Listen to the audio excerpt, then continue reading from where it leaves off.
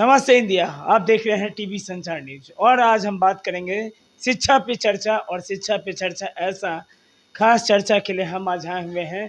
हमारे साथ हैं डॉक्टर विजय सर, जो कॉलेज ऑफ कॉमर्स के मैथ्स एचओडी और ज्वाइंट सेक्रेटरी हैं बिहार मैथमेटिकल सोसाइटी। और हम बात करेंगे कि सबसे पहला प्रश्न सर, बिहार मैथमेटिकल सोसाइटी का उद्देश्य क्या है?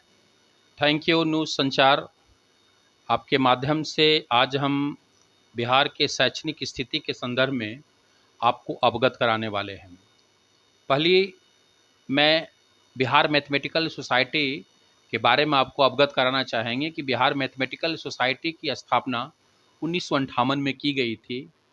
उस समय से लगातार शिक्षा के में गणित के प्रति बच्चों को रुझान पैदा करने के लिए, अभिरुचि बढ़ाने के लिए प्रयास करती आ रहे हैं। विशेषकर उच्च शिक्षा के साथ साथ 1993 के बाद ओलंपियाड यानी talent search test in mathematics के द्वारा बच्चों को प्रतियोगिता परीक्षा के आधार पर चयनित कर राष्ट्रीय एवं अंतर्राष्ट्रीय स्तर पर प्रतियोगिता परीक्षाओं में सम्मिलित करने का प्रयास किया जा रहा है। साथ साथ प्रतियोगिता परीक्षा के अतिरिक्त ओलंपियाड में जो होमी भाभा सेंटर ओलंपियाड आयोजित करते हैं, उसमें भी कई बच्चे बिहार मैथमेटिकल सोसाइटी से की ओर से इंटरनेशनल ओलंपियाड में भागीदारी ली है। सर, दूसरा प्रश्न है क्या कि स्कूल के छात्रों को बिहार मैथमेटिकल सोसाइटी का कैसे प्रयास किया जा रहा है, बढ़ाने का क्या प्रयास किया जा रहा है? देखिए, स्कूली शिक्षा सबसे महत्वपूर्ण है, क्योंकि जब तक बच्चों में क्यूरिसिटी पैदा नहीं होगी, यानी स्कूली शिक्षा बेहतर नहीं होगी, तब तक आगे हायर एजुकेशन का उत्थान नहीं हो सकता है। बिहार मैथमेटिकल सोसाइटी ने 1993 से talent search test in mathematics कक्षा 6 से 9 के लिए शुरू की थी, लेकिन आज जो है बिहार मैथमेटिकल सोसाइटी की ओर से Srinivasa Ramanujan talent search test in mathematics, CV Raman talent search test in mathematics olympiad एवं talent search test in mathematical science विभिन्न प्रतियोगिता परीक्षाएं आयोजित करती है। यह केवल स्कूली के छात्रों के लिए नहीं, वरन महाविद्यालयों एवं विश्वविद्यालय के छात्रों के लिए भी टैलेंट नर्चर कार्यक्रम की आयोजन करती है और उन प्रतियोगिता परीक्षा के माध्यम से चयनित बच्चों को हम लोग पुरस्कृत करते हैं और उन्हें आवासीय प्रशिक्षण देने की भी कार्रवाई की जाती है।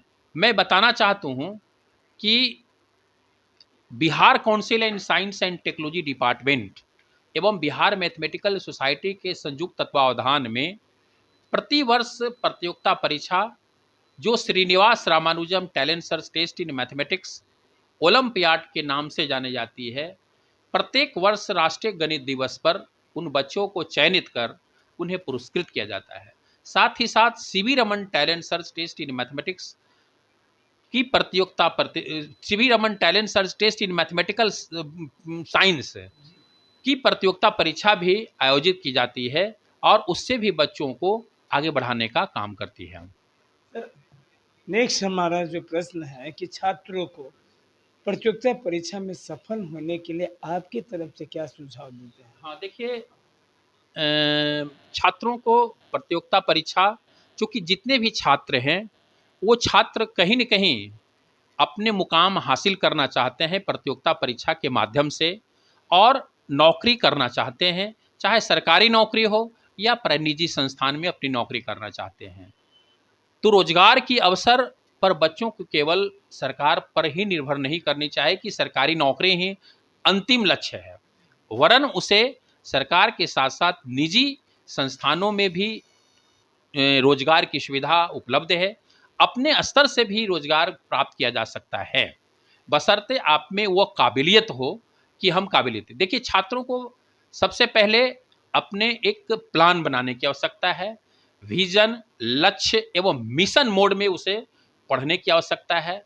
उसे टाइम मैनेजमेंट करके रूटीन बनाने के उपरांत वो दिनचर्या निर्धारित करें।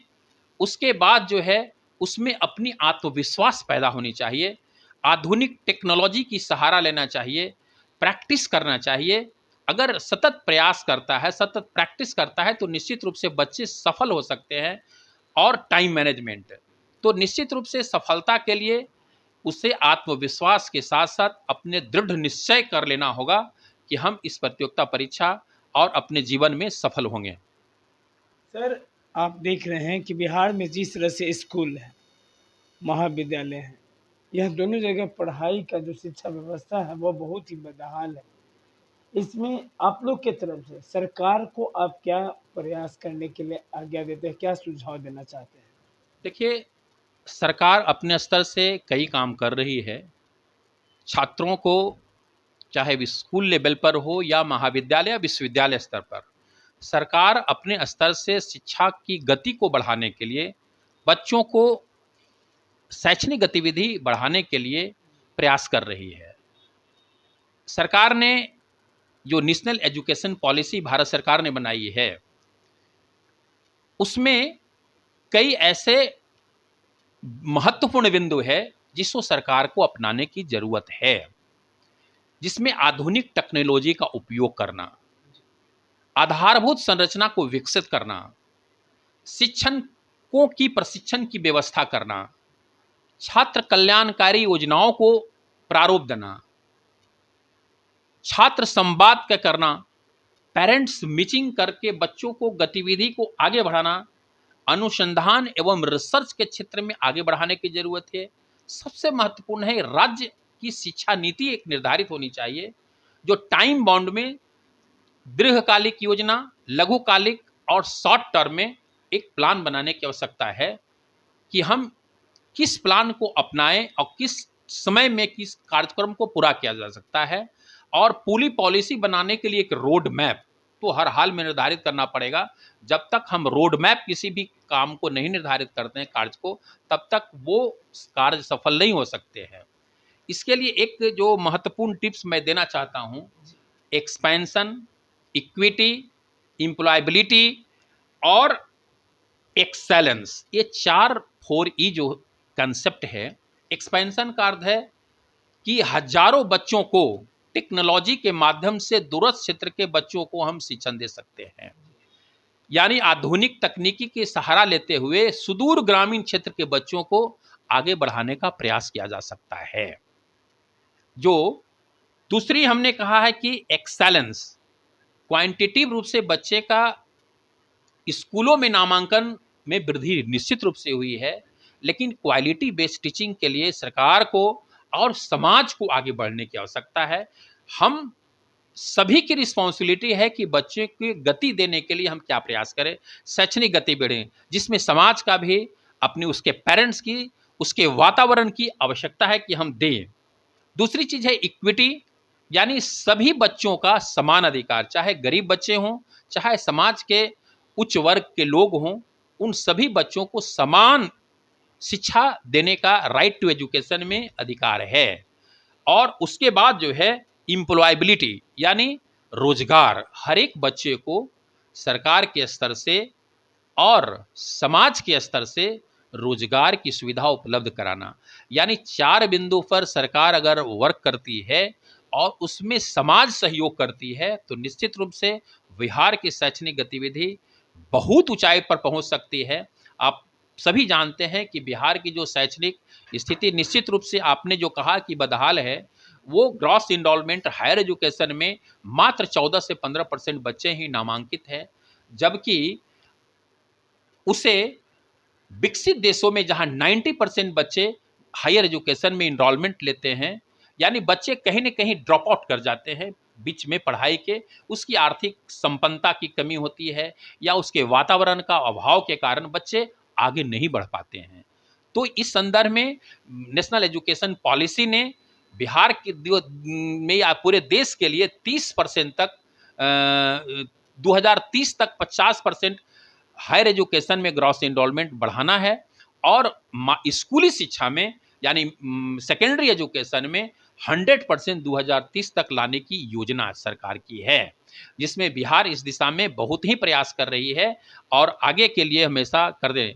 बहुत बहुत धन्यवाद कि आपने इस कार्यक्रम के लिए आप हमें अवसर दिए हैं और इसके लिए सरकार और आप सोशल मीडिया भी आगे बढ़ कर के काम करने की ज़रूरत है। Thank you. सर आखिरी सा सवाल, बिहार मैथमेटिकल सोसाइटी का क्या है कि आगे आप लोग का क्या प्लान है, रोड मैप बताइए आगे का रोड मैप, कि जिस तरह से अभी आईआईटी बिस्टा में जो संपन्न हुआ कैंप, मेगा कैंप, इतना बड़ा वर्कशॉप, जो बिहार मैथ, समझिए कि बिहार विद्यालय परीक्षा समिति और साइंस एंड टेक्नोलॉजी के सहयोग से इतना बड़ा, और बिहार मैथमेटिकल सोसाइटी का इतना बड़ा संपन्न हुआ वर्कशॉप, आगे का रोड मैप आपका क्या है सर?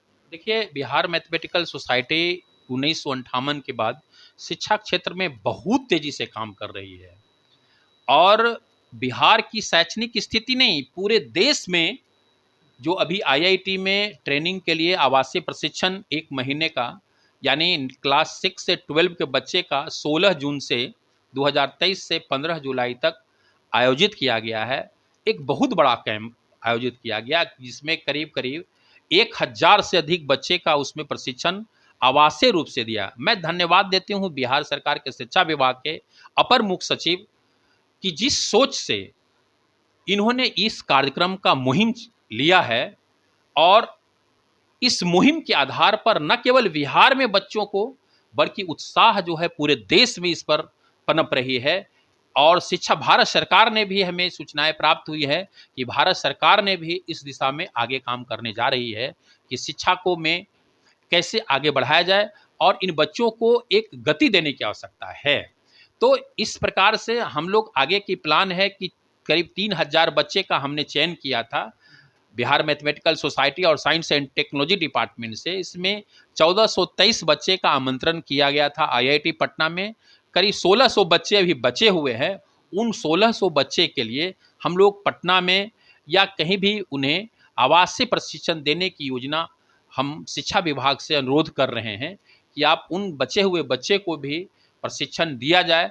और ये खासियत सबसे आईआईटी में जो कार्यक्रम हुआ, इसमें खासियत सबसे है कि भारत के आईआईटी के संस्थान के प्रोफेसर्स और भारत के प्रतिष्ठित संस्थानों के शिक्षकों के माध्यम से दिया जाना, बच्चों में काफ़ी उत्साह, पेरेंट्स में उत्साह, समाज में उत्साह, हर जगह उत्साह ही उत्साह रहा, जिसमें आईआईटी के निदेशक प्रोफेसर टीएन सिंह, वहाँ के कन्वेनर प्रोफेसर नूतन कुमार तोमर जी, एवं आईआईटी के फैकल्टी एवं शिक्षा विभाग के सभी अधिकारी इस कार्यक्रम के सफल होने के लिए हम उन्हें धन्यवाद देते हैं और बधाई देते हैं कि आपने इसका समर्थन किया है।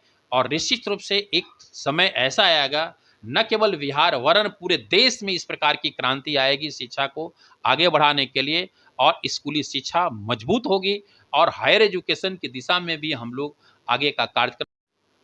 कि अभी हमारे साथ डॉक्टर विजय सर से बात हो रही थी, एचओडी और joint secretary Bihar mathematical society, जो समझिए कि मैथ्स में और साइंस रामानुजम टैलेंट सर्च और बिहार मैथमेटिकल सोसाइटी का एक ही कॉन्सेप्ट है कि बच्चे को जागरूक करना, एजुकेशन सिस्टम में आगे बढ़ना, ज़्यादा से ज़्यादा क्या करना कि मैथ्स और साइंस में आगे बढ़ना और अपने एम्प्लॉयमेंट की ओर आगे बढ़ना। खबरों के साथ बने रहिए जन न्यूज़ टीवी।